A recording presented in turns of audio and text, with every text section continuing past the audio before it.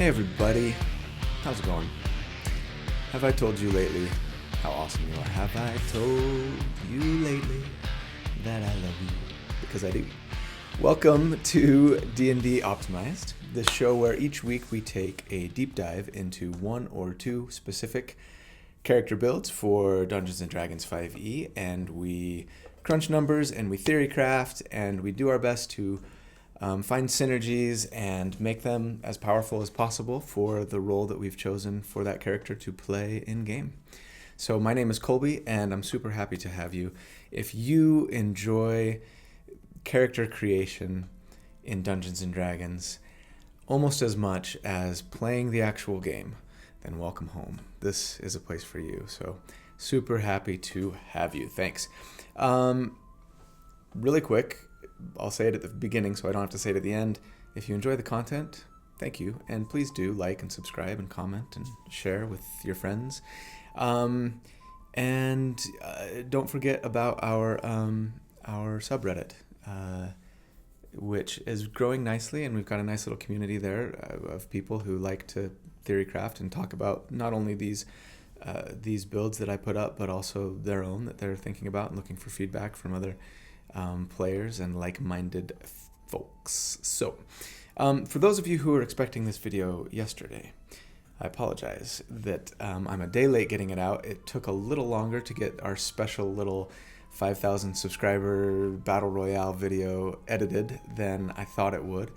And this is the third video in 3 days, and I'm probably going to get a sliding into my DMs episode out later this week, so you guys are going to get sick of me. I got to be careful.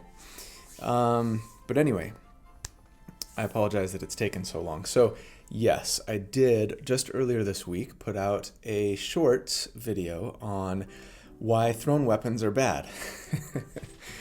And I know I'm kind of a troll, and I apologize. Nothing that I said in that video is untrue. At least not that I know of.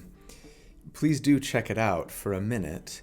If you get a chance, right there, because we do go over a lot of the numbers and things that are challenging about thrown weapons that I don't want to spend a lot of time going over today. I might review a couple of things really quick, but I think there was some good information and some good things to know if you're considering playing a character who focuses on thrown weapons. I truly do believe that, until I can figure it out otherwise, or somebody shows me otherwise, for sustained damage per round, a thrown weapon build is inferior, if you're just looking at the numbers, than going with a hand crossbow, the sharpshooter feat, and the crossbow expert feat. If you want to, if your only concern is doing as much damage as possible with a character who uses ranged weapons, right? But what about burst damage, nova damage? Those builds that focus not so much on sustained damage, that is damage you can do round after round without expending a lot of resources to do so, but builds that instead focus on being okay with expending those limited resources in order to get big numbers for maybe one single turn every short rest or so, or long rest, depending on the character, in order to even the playing field, take out the big bad boss, reduce the enemy number from 5 to 4 and kind of throw the fight in your favor right from the get-go. There's value there, as we've talked about before, right? Though I haven't done a ton of burst or nova damage builds, something that I foresee changing a lot in the future. Starting with today, because not starting with today, but including today. Because yes, I think that if you're trying to build a great burst damage character, then thrown weapons can really, really shine. So, if you recall, those of you who have seen, it was my second ever video that I did, the ranged fighter, crossbow expert fighter, or whatever. One thing that I talked about, I think when I updated the build, or tried to update it for Tasha's, one thing I talked about was how perhaps its greatest weakness was a lack of consistent advantage. And if we were able to find a way to get consistent advantage, then the build would be a lot stronger. And I tried and tinkered around with doing things like multi-classing into Hexblade and being able to cast Darkness and things like that, which I know can be annoying, and some people get bugged that they think I use Hexblade too much, and that's fine. But anyway, I think this is where a thrown weapon user really can have, if you build it right, can have the edge over a hand crossbow user when it comes to damage. We're talking burst damage, we're talking being able to get control reliably, control actually, yes, as well as advantage reliably for big, huge burst damage rounds that will help us take out big bads and level the playing field. So that's what we're going to focus on today. So without any further ado, I present episode 30. I can't believe it's been 30. The Thrown Weapon Master. That's a terrible name. AKA, help me out here, the Bounty Hunter. This character is a stalker of prey. They hunt, they capture, and they search and destroy. The stalker, the dart gun, the predator. The predator's not bad, except for people might confuse that with the movie, which this is not really trying to replicate. Anyway, episode 30, Thrown Weapons. Let's go. All right, at level 1, we are going with the fighter class for this build, and we're actually going to be going fighter most of the way. So the race that you pick, I'm going back to my usual shenanigans here. Custom lineage, taking a custom elf. You know, if that means that you're a half elf, half dwarf or something like that, great. Of course, no, you wouldn't get any of the traditional elven features or dwarven features. You just get the custom lineage features, but thereby qualifying us for the Elven Accuracy feat, which we are going to be taking. Now, of course, and I probably can stop saying this in my videos, I know, but obviously, you know, I'm focused on the numbers. I'm trying to explore the possible of, you know, the damage that we can do numbers wise. And that's why I tend to be fairly repetitive in some of these things. If you want to take a different race, take a different race. If you don't want Elven Accuracy, that's fine. This build will still be strong. The numbers might be slightly less, but maybe you'll enjoy it more, and that's okay. So anyway, custom elf, and you know, if you're looking for an alternative, maybe you want Elven Accuracy, you don't want custom lineage, that's not allowed at your table. I know that that's the case for a lot of you, that you can't do custom lineage and qualify for feats with racial prerequisites. And so in that case, I would say go, you know, pick a different elf or half elf of your choice. I like the shadow elf, the Mark of the Shadow Elf. Thematically, it's on point for this character, I think. But also they get to add a D4 to their stealth checks, which is really nice. I think we'll probably be stealthing quite a bit in game. And eventually you get the invisibility spell, which is even better. Okay, for the free feat that you'd get from custom lineage, if I were focused on just sustained damage, right, as a ranged weapon character, yeah, I'd go crossbow expert, but we're not going to do that. And so I'm going to take Elven Accuracy here. It's going to let us start with an 18 dexterity, and then, of course, get triple advantage, as it were, anytime we have regular advantage. Instead of rolling 2 dice to see if we make the attack, we get to roll 3. And numbers-wise, that's just probably overpowered, and maybe Wizards of the Coast should change it. Anyway, for our ability scores, we're going to start with point buy as usual. 15 dexterity, you get +2 from custom lineage, +1 from Elven Accuracy, so you're starting with an 18. I'd make sure to buy a 14 constitution because hit points, and you're going to want a 14 wisdom because that's good for, you know, perception checks and things, but we're also going to need it for a multi-class that we're going to be taking. As for equipment, you know, fighters get a ton of gear, most of which you are not going to need or use. And for that reason, I would go with the gold buy option. Any character can do gold buy. Fighters get, you like that? Carpe diem? Get it? Fighters get 5d4 gold times 10. So that's going to be about 125 gold or so for you. And then just make sure you buy some studded leather armor. You could get heavy armor, but it feels wrong for me on this class, and I don't want disadvantage on stealth checks. And so studded leather is the best light armor we can get. It's only 45 gold. And pick up a shield, because you'll be able to use one, and your adventuring necessities, and then as many nets and darts as your money can buy. Nets are a gold, darts are like a copper or 4 copper or something, so you could load up. Get as much as your money can buy. And you're going to be, for the record, you'll be at a 17 armor class starting off, which is not bad, even with studded leather armor, your dex score, and a shield. You'll be at 17, which is really pretty good. So fighters get a free fighting style at level 1. And I would love to take the archery fighting style, frankly, because +2 to hit is really big, especially if you're using the sharpshooter feat, which we will be soon, to counter that -5 to hit that sharpshooter inflicts on us. However, the thrown weapon fighting style is not only on point for us thematically, but also kind of necessary, because if you don't have the thrown weapon fighting style gives you +2 to damage when you use thrown weapons, which is great.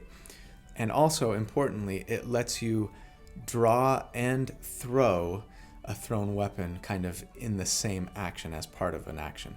And so you're not limited as to the number of weapons, in our case darts, that you can throw in a turn if you have the attacks to do so. And otherwise we'd be limited in, you can only interact with an object once per turn for free, as it were. And so you can only draw and throw. Maybe you go into battle with one in your hand, throw it, another in your offhand, but then you don't have a shield, throw that, and you can draw and do a third, but we're actually going to need 4. And so we need to take the thrown weapon fighting style here at level 1. We'll pick up archery later. The only other thing at level 1 you get as a fighter is Second Wind, which is nice. It lets you recover some hit points once in a while. All right, at level 2, fighters get Action Surge, one of the most powerful abilities in the game, in my opinion, and why so many people like to take a 2-level fighter dip. Action Surge is fantastic, so you get to use it once per short rest, and when you use it, it essentially lets you take an additional action on your turn.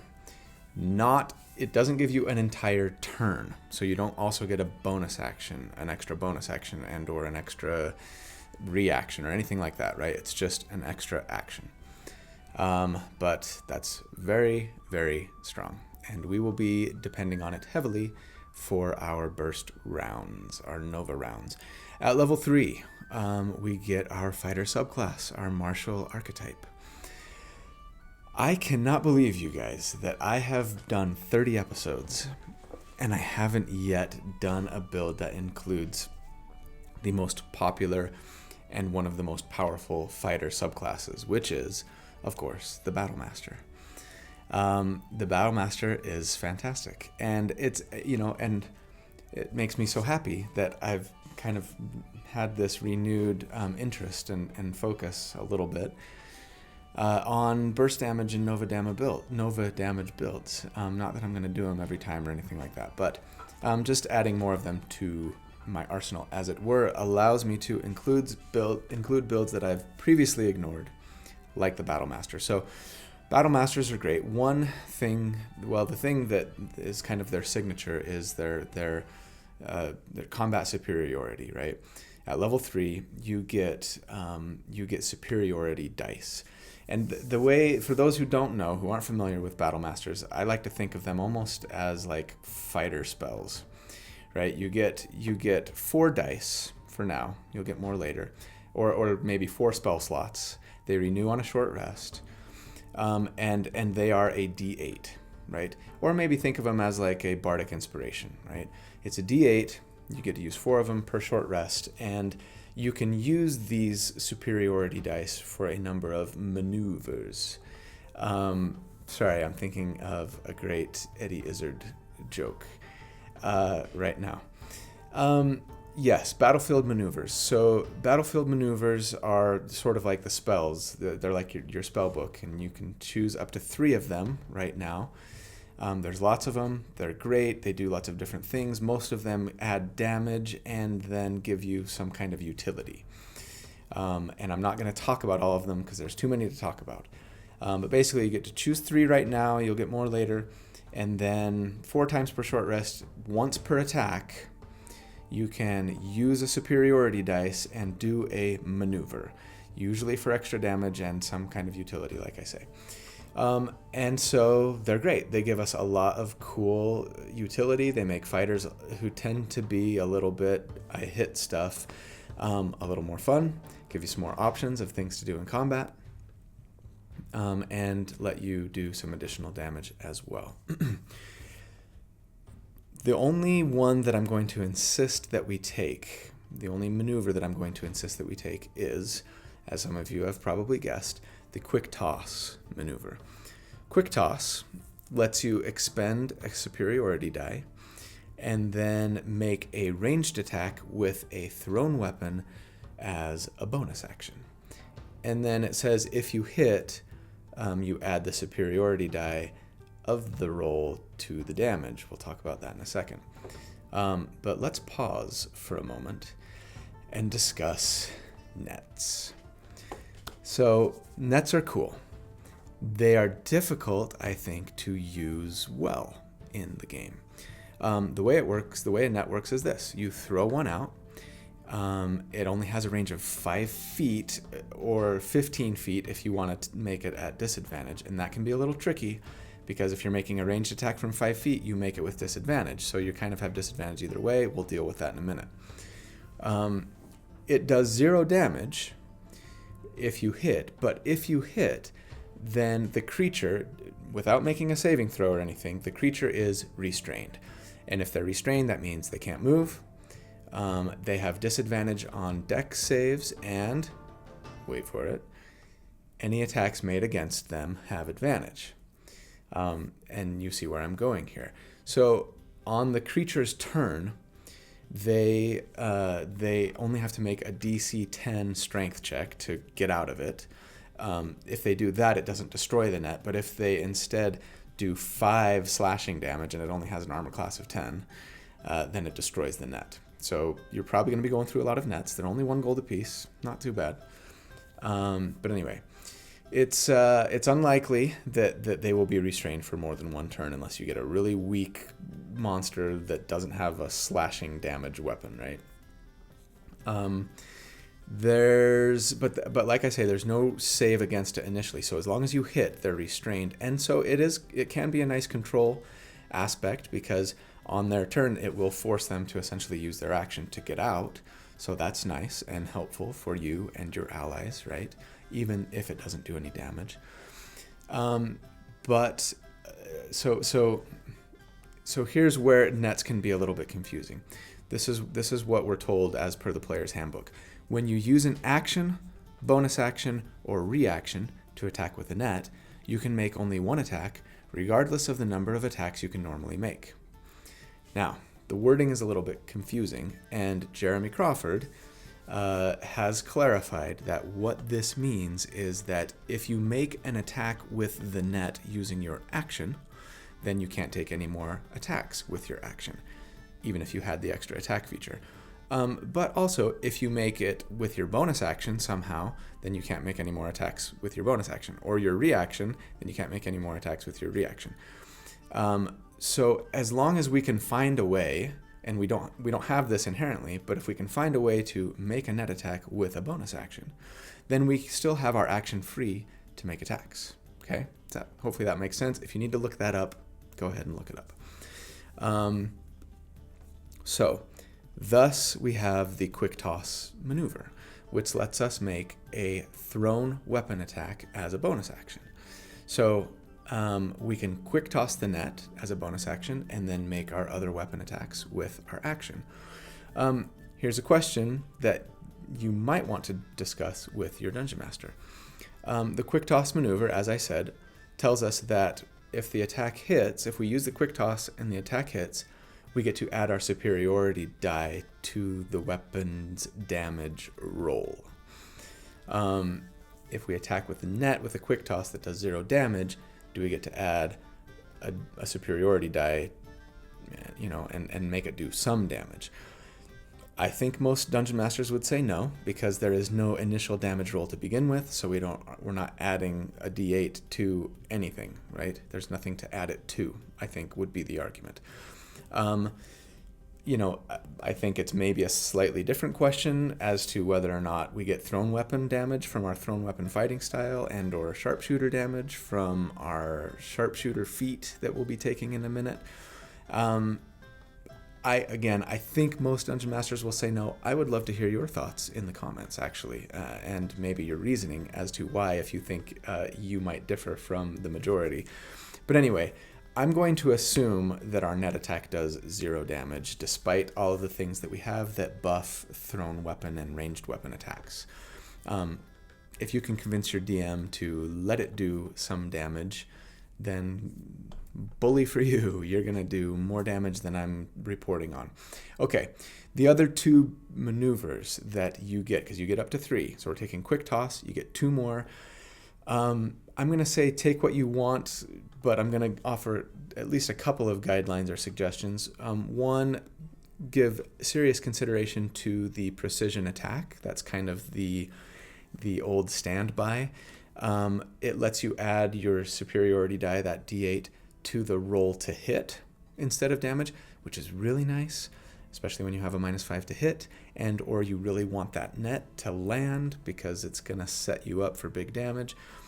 So that's a good one to have.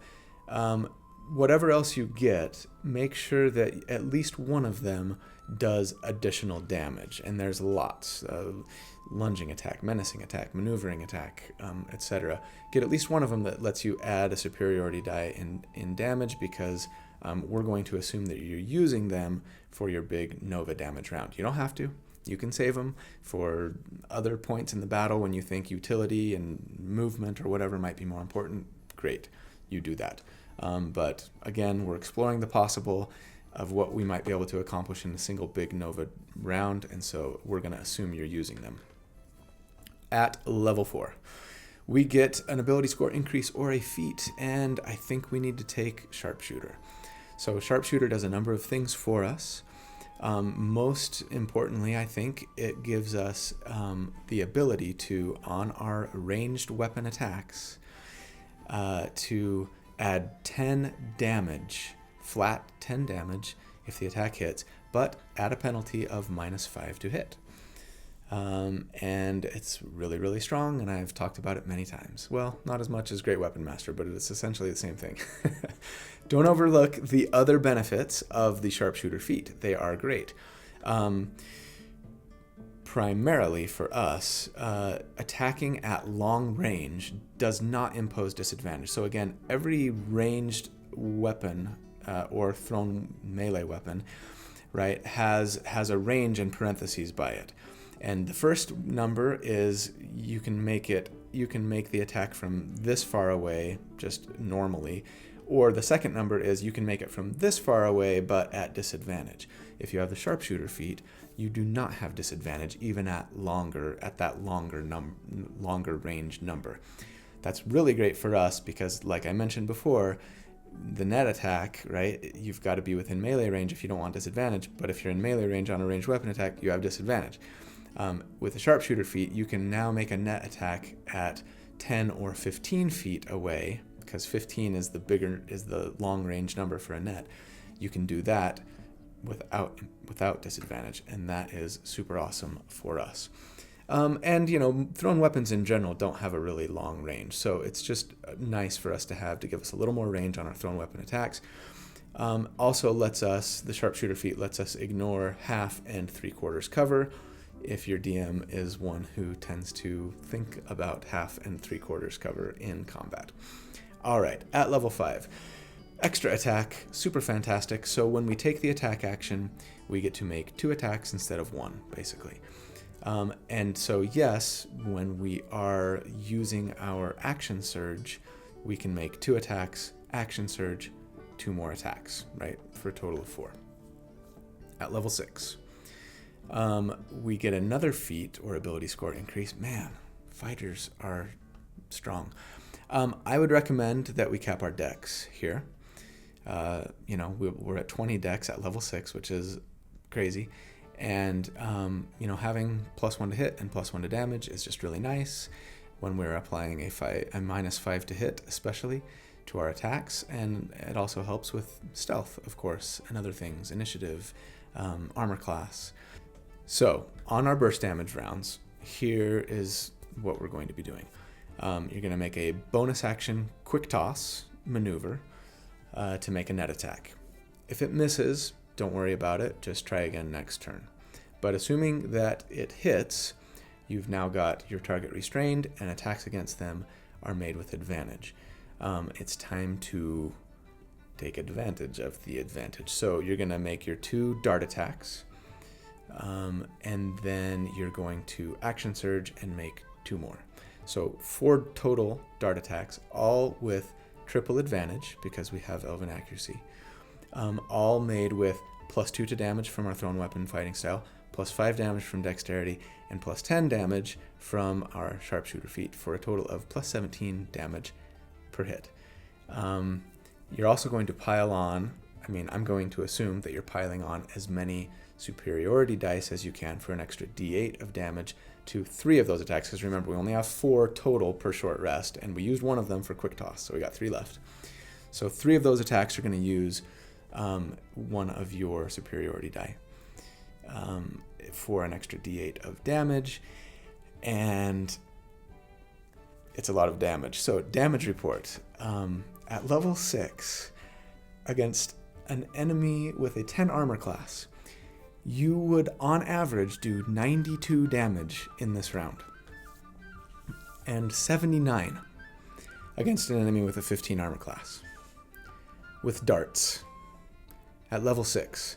That is the best Nova build that I've done to date at this level. I freaking love this game. So at this point, level 7, at this point in our character's career, they feel themselves increasingly drawn towards the stalker and hunter aspects of their skill set. They're looking to hone and develop their ability to stalk in the shadows, to even draw upon the natural or mystical forces of the world to enhance their own talents for tracking and capturing their prey. So we are going to take a few ranger levels. At Ranger 1, we get some nice features that were new to Tasha's Cauldron of Everything. We get Canny, which lets you double your proficiency bonus for a single skill you're proficient in. It's much like expertise for rogues and bards, but it's just 1 skill. I would go stealth. I think it's the obvious choice, so now you're much more likely to be successfully stealthy. Favored Foe is a nice little extra damage for us. It's so proficiency bonus times per day, which is 3 for us at the moment. You can mark a target and deal an extra d4 of damage to it just the first time that you hit it each turn. It's kind of a poor man's hunter's mark in that you get a little extra damage. It requires concentration. It has limited uses. But one nice benefit to it that several of you have pointed out to me after my Beastmaster build is that it doesn't require your bonus action. So it gives you a very small bump to your damage in your burst round, especially at this level, assuming you're not using Hunter's Mark. At level 8, you are a Ranger 2, and you get a fighting style. And we are taking the archery fighting style because we use ranged weapons, even though they are also thrown weapons. And having a +2 to hit from archery, and you have to use ranged weapons in order to get that benefit, is really, really, really, really strong. It applies to your net attack too, because the net is a ranged weapon, but also your darts, and especially when we're at a -5 to hit on those sharpshooter attacks, The +2 to hit is super nice. You get spells as a ranger at this level. The only one that I will mention here is the usual Hunter's Mark. So for those who don't know, Hunter's Mark, you, as a bonus action, you mark your target, and then every time you hit them with a weapon attack, until they are dead or you lose your concentration, because it requires concentration, you do an extra d6 of damage to that target. If and when they die, you can, as a bonus action, transfer it to a different target and continue to receive that benefit. The reality is, we really only want to use Hunter's Mark for our burst round if we can get it off before combat starts, and I'll explain why in a minute. It's the main reason why I've been trying to really focus on getting our stealth in a good place. Ideally, you want to cast it before combat starts because, like I've said, it's a bonus action to cast. So if combat has already begun, I wouldn't worry about it because we're going to want to get into the fight as quickly as possible. You'll be better off doing a quick toss bonus action attack in that first round of combat to get advantage, unless they're a really low AC. But anyway, when I'm crunching the numbers, I'm going to assume that you marked your target the round before. Whether you stealthed in before combat or you threw it up on somebody while you were still having an argument but fighting hadn't broken out yet, or whatever the case may be in a previous round, you got Hunter's Mark off. I understand that's not always going to happen. At level 9, you are a Ranger 3, and we get our Ranger subclass, our Ranger archetype. But first, we also get either Primal Awareness or Primeval Awareness. Depending on which you prefer, you can take one or the other. They both provide some utility. Look them over, take which one you like the most. But anyway, as I said, Ranger subclass, our Ranger archetype. And we are going, you probably guessed it, with Gloomstalker. It's perfect for the theme. And it gives us some nice utility with some additional spells. Improved Dark Vision, or Dark Vision if you didn't already have it, but you probably did if you went custom lineage, or elf for that matter. Anyway, but it also lets us be invisible when we are in darkness, who rely on Dark Vision to see us. And if they don't have Dark Vision, then they can't see us if we're in darkness. So either way, when we're in darkness, our enemies can't see us unless they have blind sight or something like that. So darkness is great. Try and stick to the darkness when you can. Most importantly, we get Dread Ambusher. So now we get a couple of things. We get to add our Wisdom modifier to our initiative rolls, which is really nice. And so that's a +2 to our initiative now. And on our first turn of combat, we get an extra 10 feet of movement speed, which is great to help us position ourselves for whoever it is that we want to take out. And we get to make one additional weapon attack in that first round of combat, adding a d8 of damage if it hits. So at this point, your big burst round should ideally look like this. It should happen in the first round of combat. Before combat begins, get Hunter's Mark on your target if you can. Then, once combat begins, you're going to bonus action, quick toss the net. And then, obviously, assuming that it lands, you're going to make 2 dart attacks. You're going to action surge, make 2 more, and then a 5th attack because you're a Gloomstalker and you get an extra attack. With an extra d8 on that attack. And all of your other attacks, get, again, +2 to hit, +2 to damage, +5 to damage, +10 to damage with sharpshooter, so +17 damage, plus a d6 of damage from Hunter's Mark, again, if you were able to get it off. If you weren't, because you got ambushed or you just, for whatever reason, weren't able to get Mark up before combat starts, that's fine. Make sure you remember to use Favored Foe, so you at least get an extra d4. Okay, damage report then. Against an enemy with a 10 armor class, on average, during this burst round, you will do a 138 damage in that round. And against an enemy with a 16 armor class, it's not much worse, 127. We are still leading the way over any other burst damage build that I have done to this point. All right, at level 10, having honed their skills for stalking and for stealth, our character returns to their fighter ways to continue trying to perfect their martial prowess. We're going to beeline to Fighter 11 now to get yet another extra attack. So we're going Fighter 7. So at Fighter 7, we get to learn 2 more maneuvers. So we've just expanded our repertoire, as it were, and we get 1 more superiority die per short rest, which is fantastic for extra damage, extra utility. So now we have 5 dice, superiority dice per short rest. We also get just such a great ability. It's called Know Your Enemy that Battle Masters get, and it's just perfect for our Stalker Predator. It lets you, what happens is you basically get to, if you study for 1 minute, if you study somebody outside of combat, whether you're like spying on them or you're interacting with them, talking with them or whatever, it lets you learn some things about them. You get to pick a couple of things to choose, their strength, their dexterity, basically help you figure out where their weaknesses are, where their strengths are and stuff like that, which just makes you that much better of a Stalker Predator.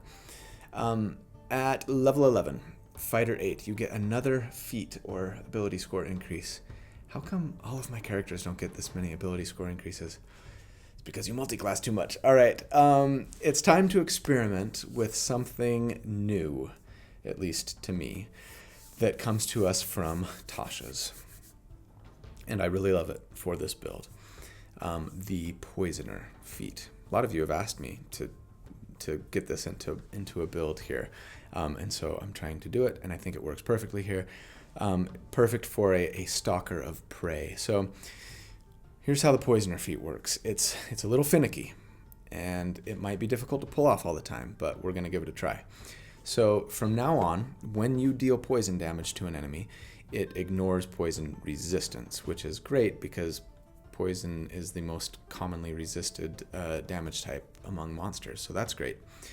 Then you can apply poison to a weapon or a piece of ammo as a bonus action instead of an action, which is nice. It lets you get poison on a little more quickly, and you can make vials of poison for your attacks to coat your weapons with. It costs you, however, 50 gold worth of material, so it's not cheap. You got to spend an hour to do it. So something you'd be doing, in your downtime. And the vial that you create gives you proficiency bonus number of poison applications. So 4 right now, 5 shortly. Once you apply it to a weapon, the poison only lasts for 1 minute. But once you have it on there, and if you make a weapon attack that hits within that minute, then the enemy has to make a 14 con save, not super high, but not terrible. 14 con save, or they take 2d8 poison damage. And they are poisoned until the end of our next turn. When they're poisoned, that means they have disadvantage on attacks and saving throws, which is great. If nothing else, it'll probably keep them trapped in your net a little longer.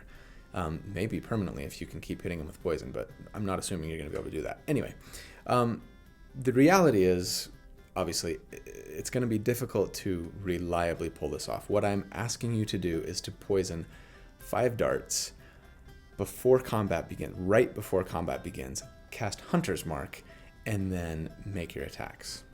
Right? That's not going to always work. And not only that, but 50 gold per poison vial is not cheap. I hope you have rich friends.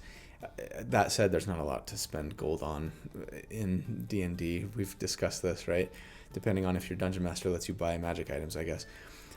If you think that all of that is either too finicky or too expensive, that's fine. Don't take that feat. I would recommend maybe taking the Piercer feat, which will give you a little damage bump. But in the interest of exploring the possible, and because it's just cool and it's perfect for this build thematically, we're going to assume that you, because you're the Predator, can pull this off in a big bonus round once per short rest. So let's see if we're good enough. At level 12, we are a fighter level 9.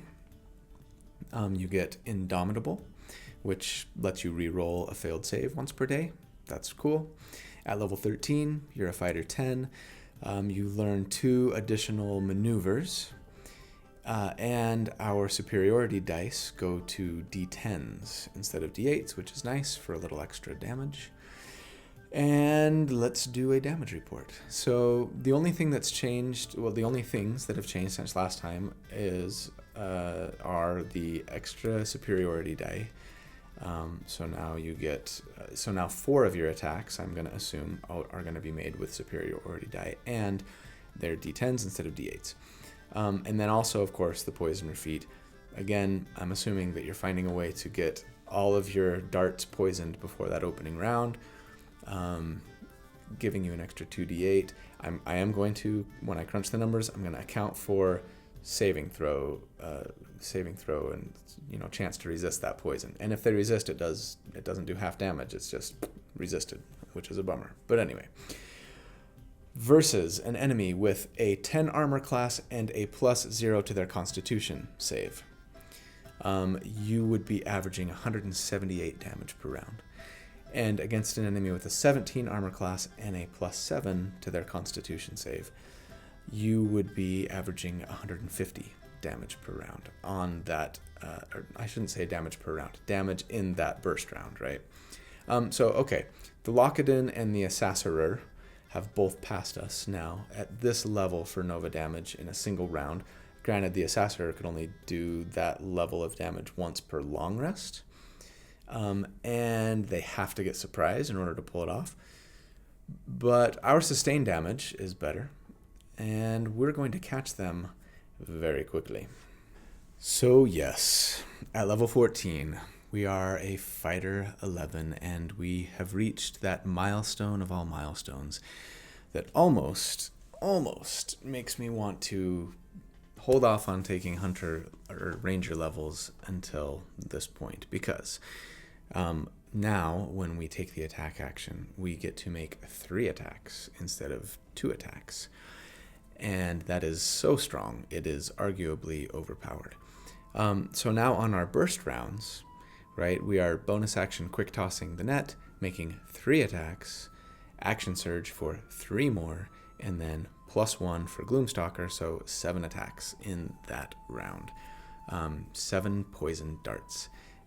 I mean, 1 vial of poison isn't even enough to coat all of the darts that you would be throwing in that round, theoretically. So again, I hope those bounties that you are bringing in are paying you very well. At level 15, I really debated where to go from here with the build. Admittedly, most of us probably won't even be playing the game at this point, but just in case, continuing on as fighter gives us a couple more feats or ability score increases, which can be nice for survivability or utility, so go for it if that's what you're looking for. Or even, a teeny bit more damage out of the Piercer feat. But if you can stomach a 3rd multiclass, if you and your DM can stomach a 3rd multiclass, I think I would go Rogue here. It's not too far a stretch for this character since we're already a stalkery predator who's trying to stealth in and prepare for and track and get the jump on our enemies, right? Not necessary, but there's some really nice things we pick up from Rogue, so let's explore it. So Rogue 1 gets you expertise to double your proficiency in 2 of your skills that you're proficient in. You already took Canny, so you're not going to do it in stealth, but anyway, it gives you some nice utility. And it gives you sneak attack damage, which we've explored many times. You add 1d6 of damage to 1 attack per turn, so long as you have advantage, and you always should on your burst round, or if one of your allies is within 5 feet of the enemy you're attacking. At level 16, you are a Rogue 2. You would get Cunning Action, which lets you disengage or hide as a bonus action, which can be handy. And then at level 17, you'd be a Rogue 3. Your sneak attack damage goes to 2d6 once per turn. And you get your roguish archetype, your subclass. And it's the main reason that we're here. So I would go Assassin. Your assassins get, among other things, the Assassinate feature, which lets you attack with advantage against any creature who hasn't gone in combat yet. And since we are all about that first round, thanks to the Gloomstalker, and we have a really high initiative, our dexterity plus our wisdom, so +7, we should very reliably be able to go, at least one of the enemies, right, that we can target and take out. What's great about this is that since we are assuming that we're going to have advantage by default against an enemy that hasn't gone yet in combat, now we can use Quick Toss to not throw out the net. I mean, you can if you want to. It's still a good control feature, right? But exploring the damage limit, we could Quick Toss for yet another dart, right? So yes, that would be 8 dart attacks in a single opening round. Oh, and also Assassinate gives us automatic criticals if we make attacks against a target that is surprised. Are you always going to have surprise? No. Do I calculate the numbers as though you have surprise? I'm really tempted to, because they look so good. Why don't I give you both? So, damage report, level 17. If against a target who is not surprised, 10 armor class and +0 to con save, you're going to be doing 274 damage in a single round on average, and against an enemy with an 18 armor class, it would be 226 damage in that single Nova damage round. And you have surpassed, again, the Lockadin with all of their smites. Against a surprised target, it's 346 and 292, respectively. Admittedly, the Assassiner was higher, but they were definitely dependent upon surprise. And again, they could only do it once per long rest. You get to do it once per short rest, as long as you've got poison and things line up for you.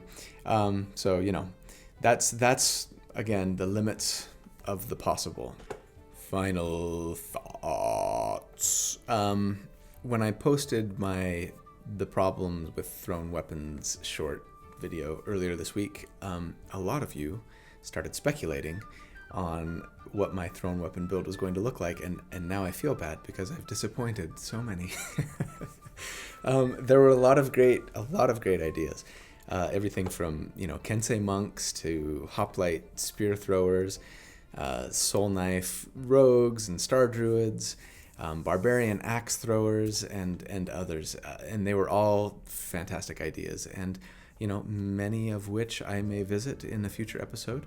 I guess we will see. This is just one of many ways to potentially build a thrown weapon character, and I don't know that it's necessarily the best. I'm always surprised every week at what we can discover, if we do research and put our minds to coming up with something different and creative. In that video also I mentioned this, but one great and easy way to make the sustained damage per round on this character stronger would be to pick up the crossbow expert feat at some point, and then you would get a bonus action attack, even in your non-burst damage rounds, which could be really nice. It would improve your sustained damage. You may want to just commit 100% to thrown weapons, in which case that's fine. You need to do what you need to do.